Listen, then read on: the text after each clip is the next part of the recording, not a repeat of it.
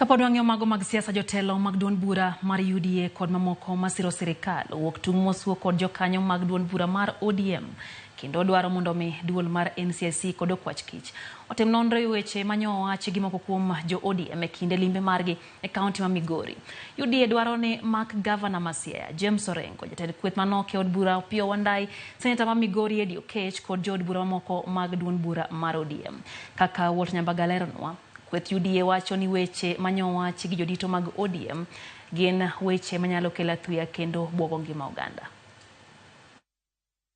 Kagiloso bure Nairobi, jodito mag duond bura mar UDA kotelne kod gavana machon ma Nairobi Laktar Evans Odhiambo Kidero okoni duol makene riwo Uganda jo Kenya kanyakla NCIC motelne kod jadolo Samuel Kobia kod bado okwach kich DCI mondo tim nonro kendo ndhiyo gavana ma Siaya James Orengo, tend kweth manok e od bura James Opiyo Wandayi, seneta ma Migori Eddie Oketch kod jo od bura mag ODM kagitudogi kod puso weche moko mag thuyo oganda e kinde iko mar mane en jakom mar ODM Philip Makabongo e gwenge Marongo. The UDA party Nyanza branch calls on the government to investigate utterances made from ODM politicians that border on hate speech and ethnic incitement, and in particular the corrosive utterances of the Honorable Opiyo Wandayi, the Honorable James Orengo, and the Senator for Migori, Honorable Eddie Oketch. I'm urging the youths to stay away from violence, to stay away from being used by the politician.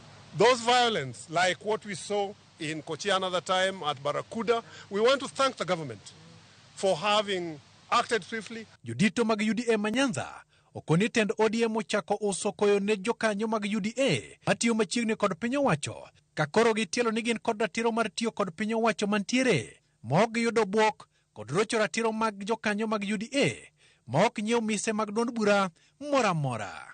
Ji ok dwa we gik mowinjo giwe, to kata muma bondiki ni giko kochopo nyako chopi. Kendo siasa ma untiero ne wasekuongo nu, kendo gik muwacho go tene wasetimo. Waseyudo ka jo party mar ODM owuok ga kwede mager ne jogo manyayo multi-party e piny Luo. Jodito go bende odok ne jagoro mongirore migawo mar arita kwe Dr. Raymond Omolo magikoni geto kod josiasa mayiege lit kod dongruok mag sirikal. Sami wuok oko ni dwa tak ng'amwa luor miluongo ni Dr. Raymond Omolo, to gi ng'ama chielo miluongo ni Owalo ok wabi yieni.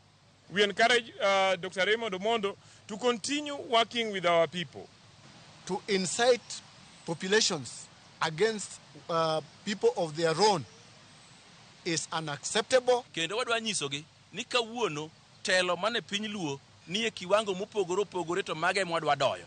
Jokanyo mag UDA kaunti ma Siaya bende owuok oko mar golo duondgi kagikoni duond bura mar ODM owere kod donjruok kod chenro mag UDA kod chiwo luoro ne jokanyo. Omiyo gima notimore Rongo ma jok moko notho, youths notho, en gima rach kwedo, to ok wanyal kawo jatelo kaka Dr. Raymond Omolo waling gi wach machal kamano. E kaunti ma Kisumu, jotelo masiro UDA bende okone ODM ni oti kod jotelo mag sirikal macholo dongruok kaluo maok siko ka gisoko jatend migawo mar tudruok Eliud Owalo nyakla kod nyawadgi mar arita kwe Dr. Raymond Omolo ka gitudogi kod weche mag siasa.